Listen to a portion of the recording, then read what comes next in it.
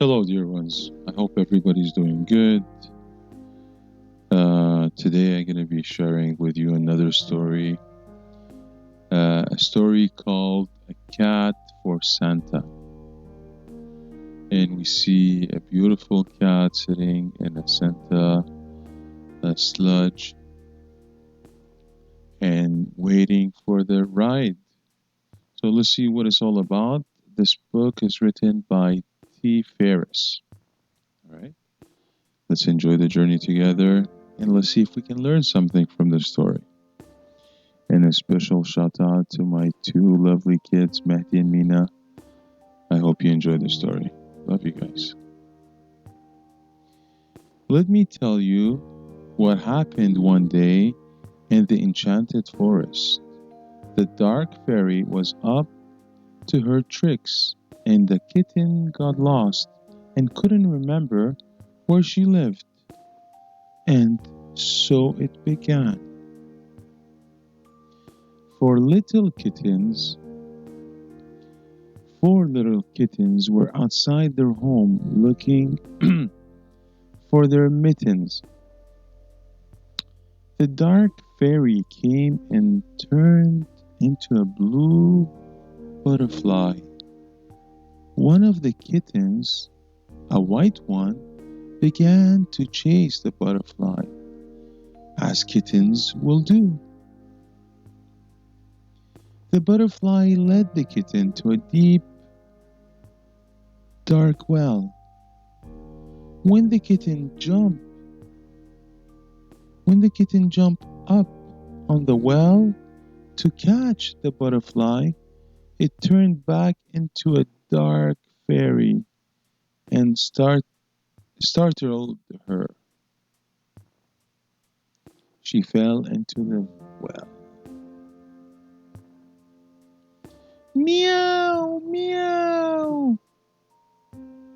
And we hear the fairy saying, hee hee hee hee hee hee hee hee. The fairy laughed and flew away.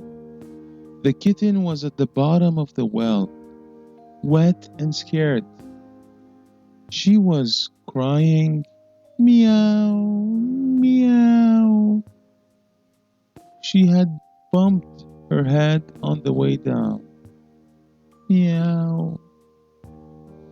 It happened that day that the sugar plum fairies had come to the forest to visit their sister, the purple fairy. They heard the kitten crying and flew to the well. So they heard the meow, meow. The pink fairy waved her wand and the kitten rose out of the well. She was now cold, wet, and scared. The blue fairy asked, "Who put you in the well?" "I don't know. I remember chasing a blue butterfly, then I found myself in the well," replied the kitten. The orange fairy said, "I bet it was a dark fairy. She is wicked and likes to disguise herself in blue. I wish she were not our sister." "Yes, beside the purple fairy, the dark fairy is also their sister." The green fairy asked, "Where do you live?" The kitten, still shaking from the cold, answered, "I don't know. I don't remember." The orange fairy asked, "Would you like to live with us at the North Pole?" The kitten said, she would love to. Off they flew to the North Pole.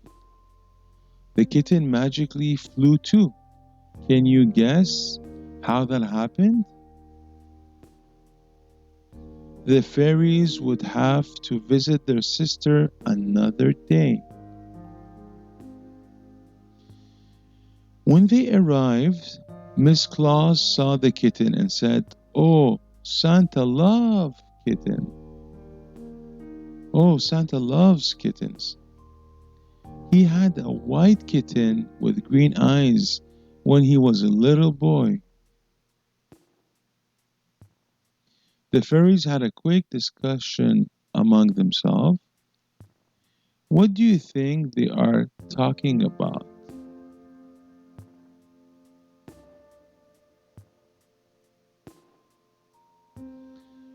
Then the blue fairy asked, Miss Claus, would you like to take care of the kitten?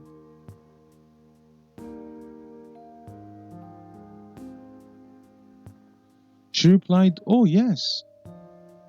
Can I? Santa will be thrilled. The green fairy said, if it is all right with her. The kitten looked at Miss Claus, smiled, and said, yes, I would like that. Miss Claus was overjoyed. When they arrived home, Santa was surprised to see Miss Claus with a cat. He asked, who might this kitten be? Miss Claus replied, she doesn't have a name yet. I got her for you. Santa laughed, ho, ho, ho. Thank you so much. I love cats. What should we call her? Miss Claus suggested. How about Iris? Because her eyes are the color of the iris flower. Santa laughed again. Ho, ho, ho, ho. What a splendid name. Santa Dog Fudge was not sure having a cat in the house was a good idea. Mm. He's giving the cat the look, the look that, hey, me don't like you. In a while, Iris and Fudge became best of friends. Huh. They often slept close together, not just to keep warm, but because they were friends. Wow. Iris helps around the house quite a bit. While making brownies, Miss Claus must keep an eye out for Jack Frost. He likes to tease her. She's often busy baking, so she has Iris act as a watch cat. But that is not always for the best. As you know, cats like to take naps. A watch cat that is asleep is not watching. One day, Jack Frost thought it would be fun to trick Miss Claus. First, he knocked on her house door. When she went to answer the door, he popped into the kitchen. Iris was fast asleep, dreaming of chasing snowflakes. Sadly, she is not a very good watch cat. When Miss Claus came back, Iris had just woken up. Jack was still there, but the ingredients were not. He had hidden them. She said, Jack, where are my... But before she could finish the question, Jack had disappeared, laughing and said, They are about,